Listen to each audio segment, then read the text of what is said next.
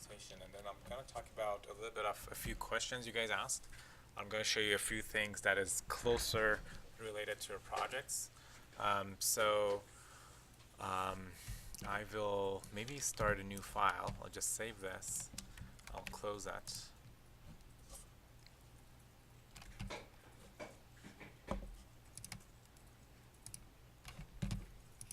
So again, when I talked about editing the families, remember any family that you're editing, it is a file that you're changing. So always try to save as and save new files, and don't change the default families that you have.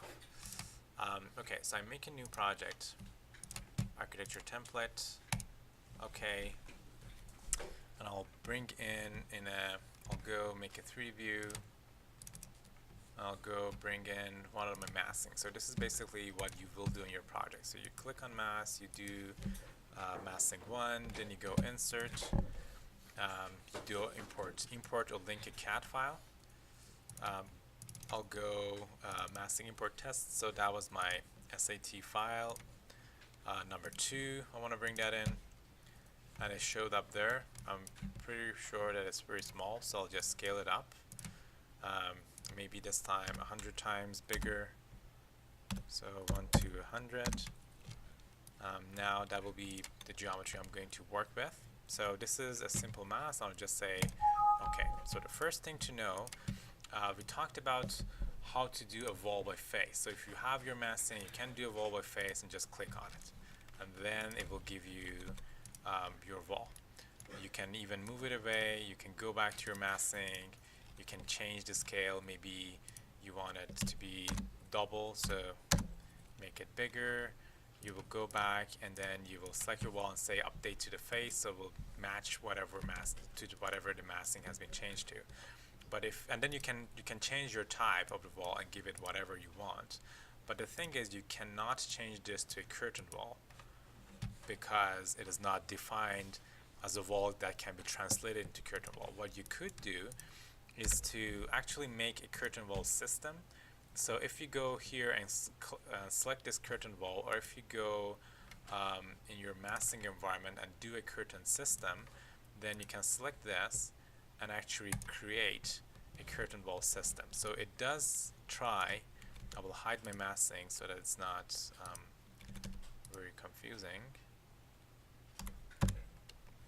Hit the other thing.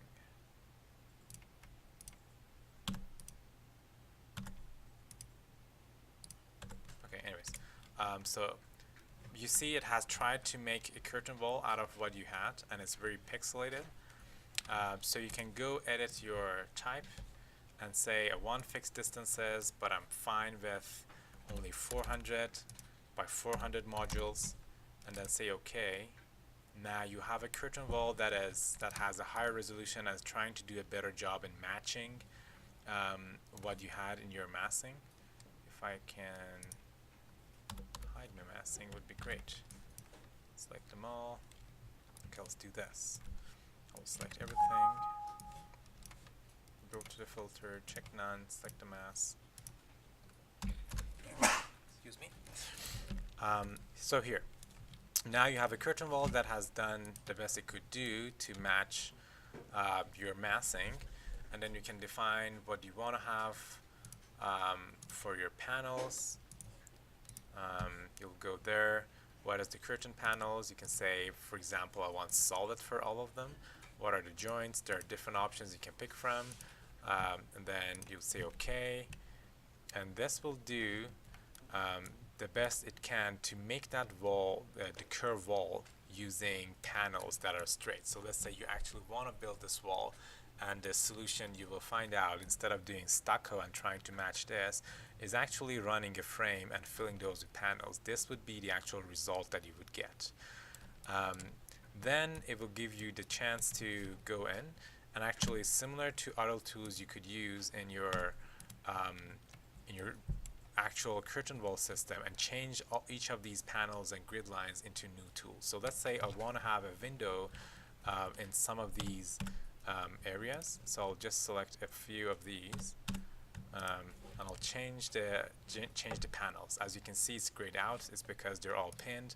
I'll go unpin them all, then I'll select the solid glazing. I'll pick a glazing panel. If I change this into shaded, now you can see how they are different. The other thing you could do is to add mullions into this if you really want to have them. So under architecture, you can pick mullions, and you can have different options here. If you want to do a full line of mullions, that's up to you. You can do that.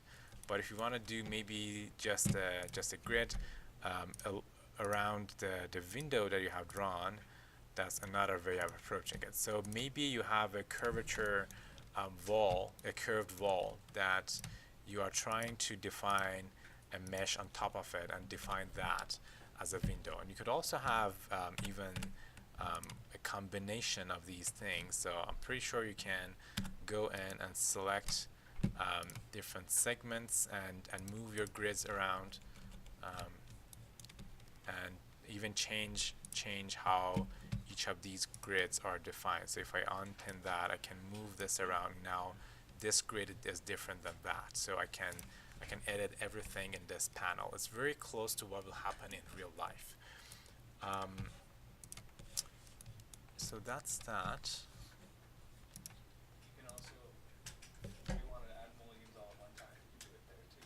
So you don't have to put each mullion to each line. You can do like add mullions to the entire curve. Yeah, but you're gonna add mullion everywhere, right? Yeah. Yeah, but if you want to just put them around your windows to fake like a window into your place.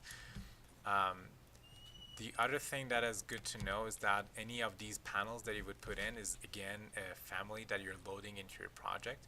So if you go load a family, and then under these maybe go to doors, and there is a curtain wall door that you could bring in. If you load, I think they're not going to work here because of the curvature, but if you have a normal curtain wall, they'll work perfectly. So we'll give it a try to see. But wherever you go, like windows and doors, they usually have curtain wall components you could bring in. Let me just give this a try.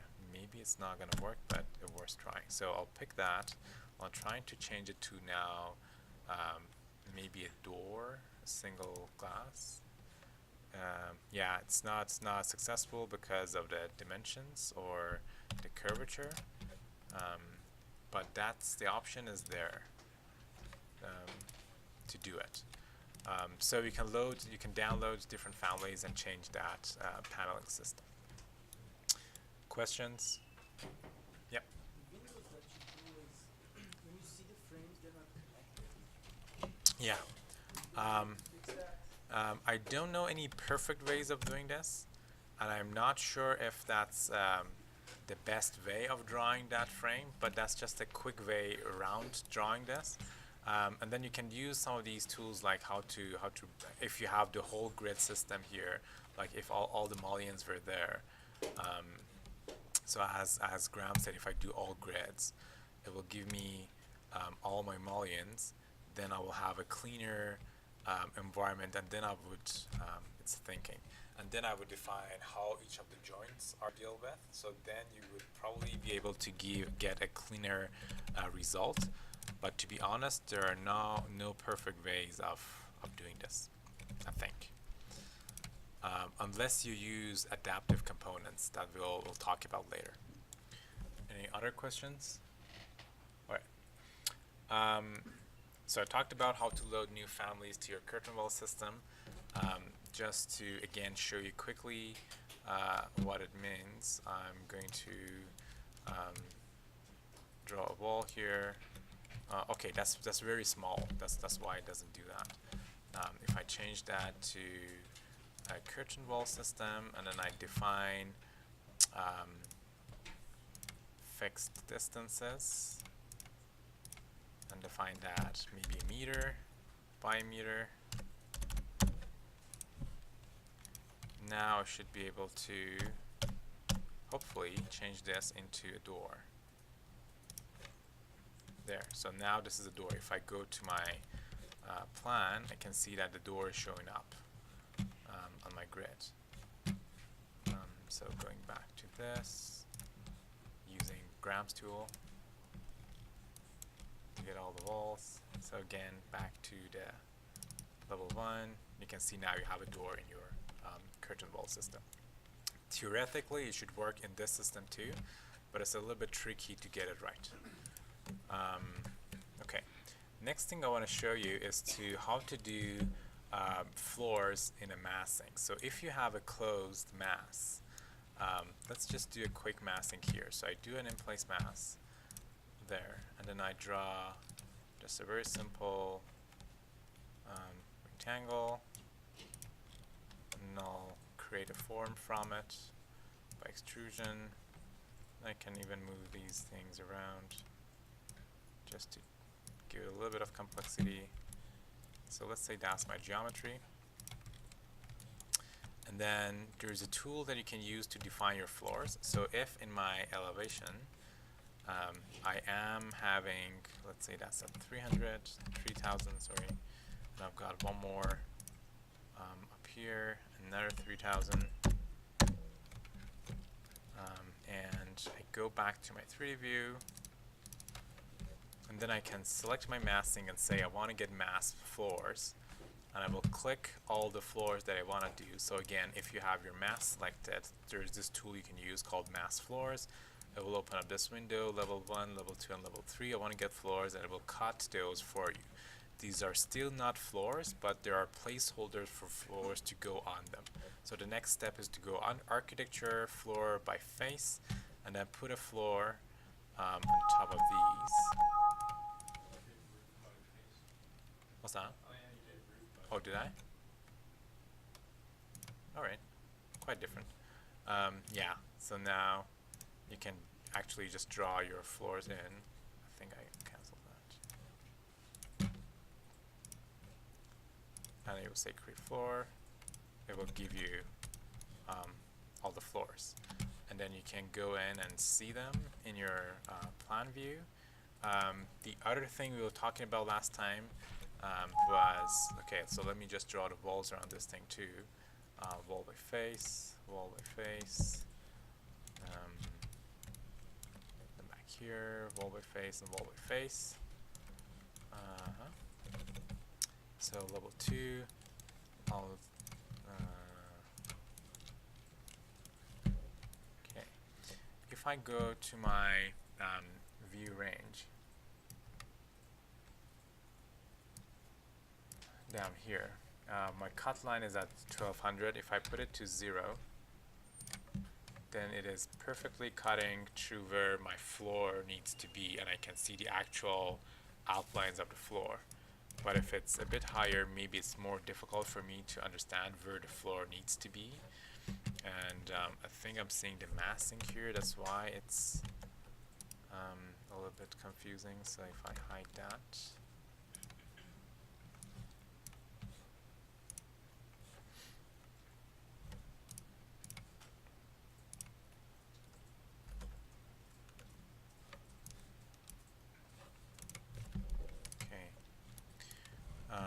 yeah, so that's another thing to think about when you're editing tools. Be aware of where your cut plane is, especially when you are dealing with a more complicated geometry. The other thing we talked about is how to deal with these angled walls and how to match them with the joints and floors. So the older versions of Revit was doing a very bad job in joining angled walls. It has been improved a lot more. So as you can see, these connections are almost perfect. So that's not an issue, but these effects are still problematic. So I'll show you a few ways how to get around them, but there's no perfect solutions that at least I could find for them. So I'll show you what I think. Okay, so before that, I want to talk to you about how to put windows in this form. Do you guys have any questions so far? No? All good. Okay.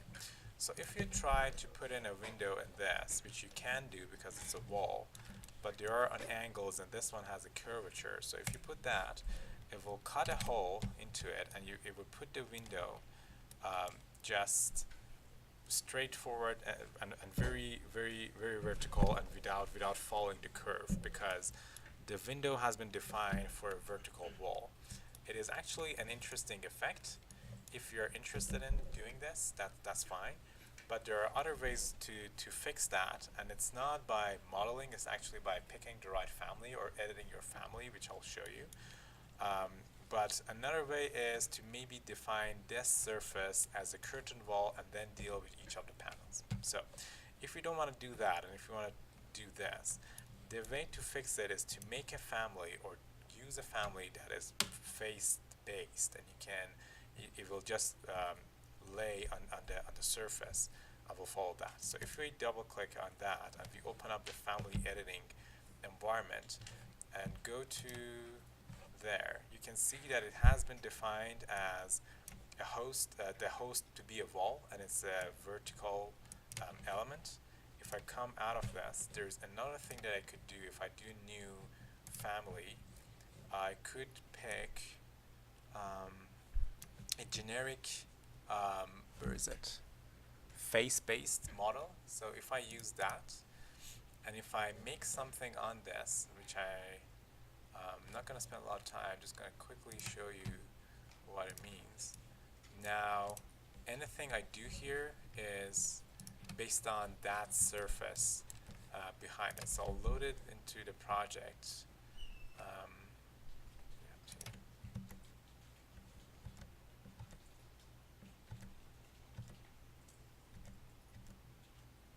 Okay, I'll load it into the project, maybe both of them.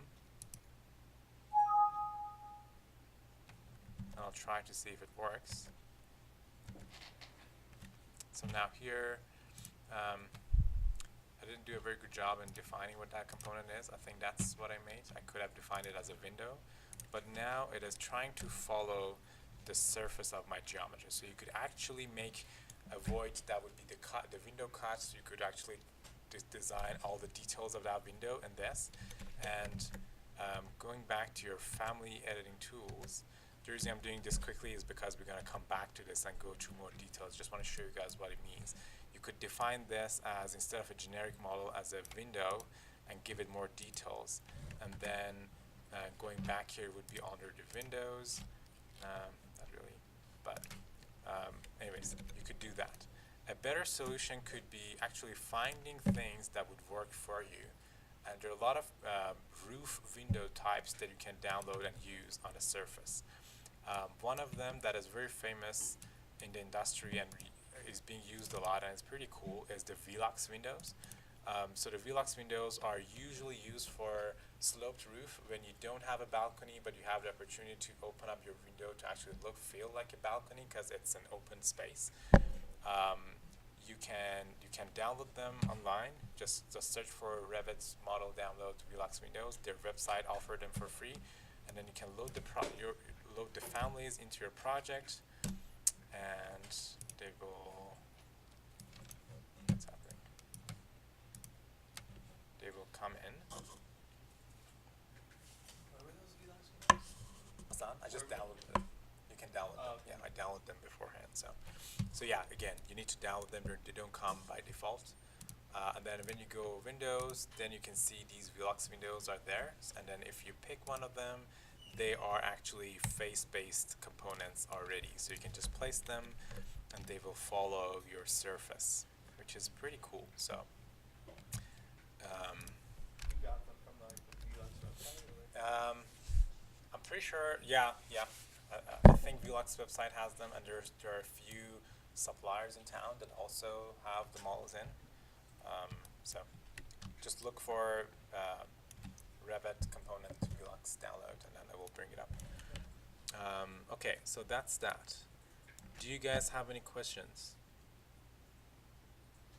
The floors are not up. Yeah, we'll get to them. Yeah.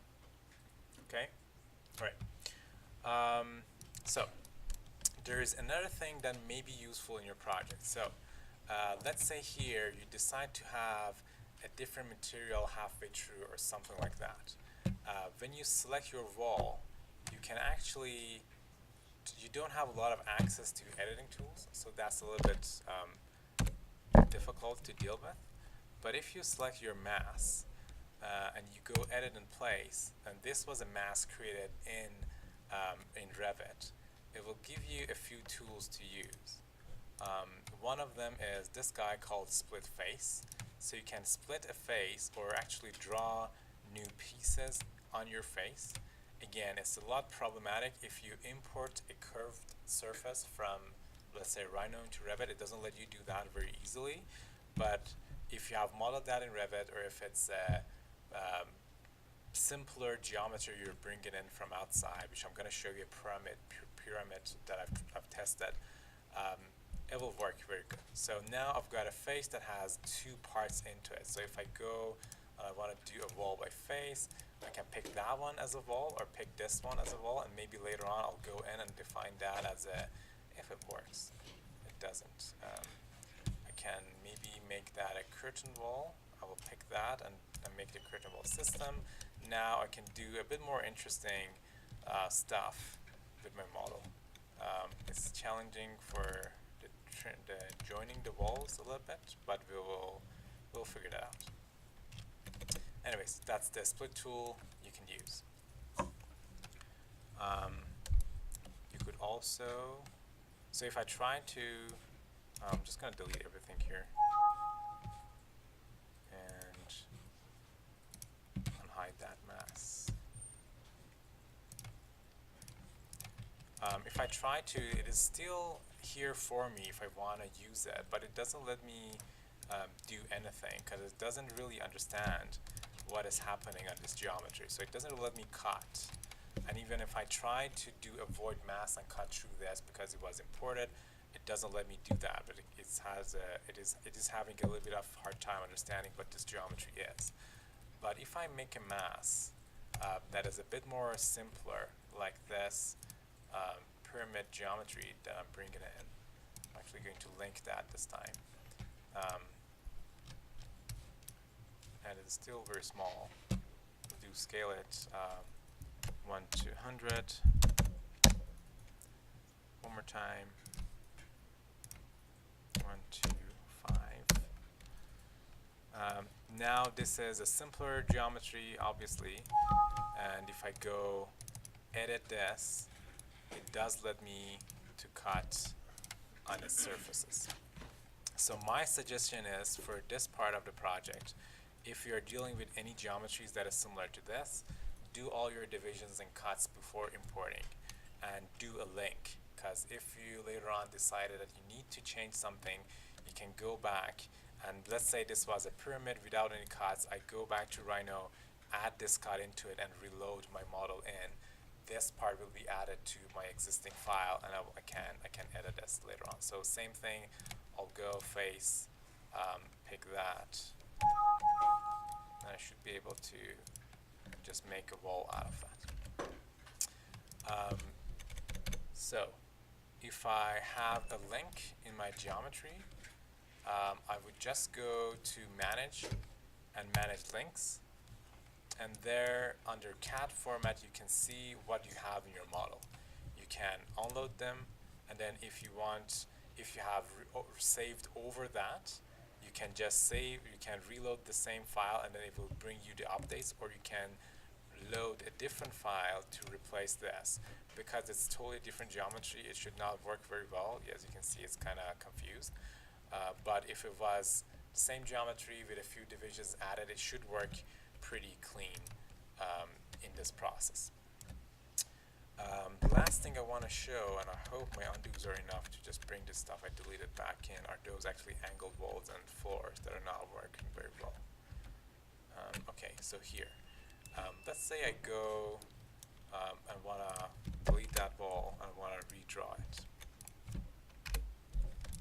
So when I want to do a wall, actually a wall by face, again I have this option of saying where is the line that I'm picking. Is it my finished exterior? Is it my interior? Is it my core? So if I have a mass, it's always better to make a shell outside the mass and put the floors inside, so there's an offset gap between.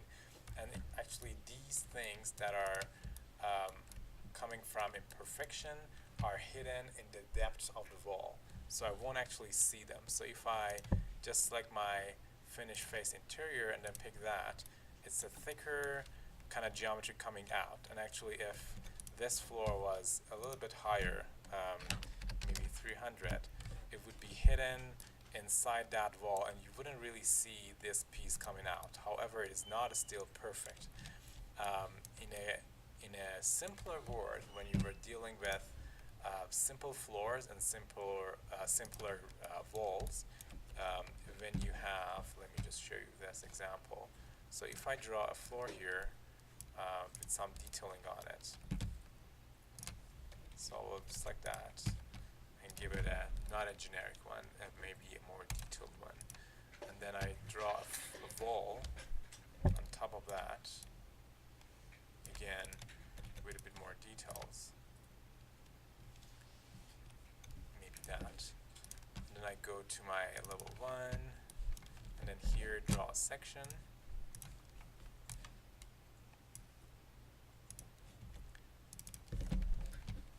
And see the details of it. Now you can see that it's kind of stupid because this wall is sitting on the finished floor, which actually should not happen like that. It should be connected to your core of the floor. You could connect your base by using, by selecting the wall and saying attach base and picking the floor, and it doesn't like me very much. So base, picking the floor. Okay, it should go and connect to the core. Maybe the wall types are weird, I don't know. Let's try it one more time. Base, the floor. Maybe the floor type is not very lovely.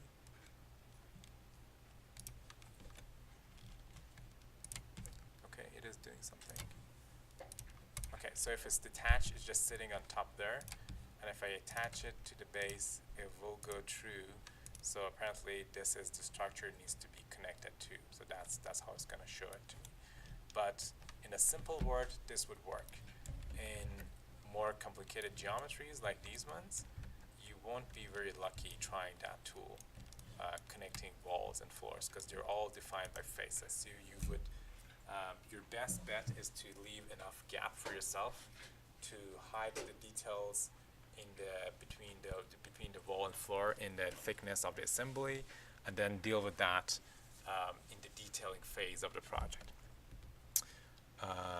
So yeah, that's almost all the questions I had from last time, and the mass editing tools.